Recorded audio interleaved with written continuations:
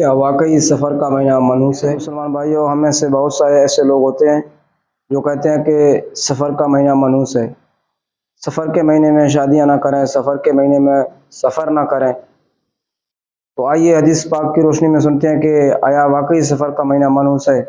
نبی کریم صلی اللہ تعالی علیہ وآلہ وسلم نے ارشاد فرمایا: لا عدو ولا طیرہ ولا حامہ ولا سفر۔ اس کا ترجمہ ہے نہ کوئی بیماری خود بخود لگتی ہے، نہ ہی بدشگونی کوئی چیز ہے، اور نہ ہی الو کا اثر ہے، اور نہ ہی سفر کا مہینہ نحوست والا مہینہ ہے۔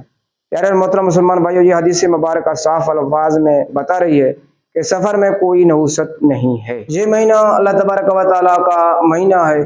جس طرح رجب، شعبان، رمضان، محرم سب مہینے اللہ پاک کے ہیں، اسی طرح سفر بھی برکتوں والا مہینہ ہو سکتا ہے اگر اس مہینے ہم نیک اعمال کریں۔ نہ ہم اس مہینے کو منحوس سمجھیں اور نہ شادی بیاہ نہ کریں، بلکہ اس کو بھی اللہ تبارک و تعالیٰ کے دوسرے مہینوں کی طرح اس کی ادب و احترام کریں۔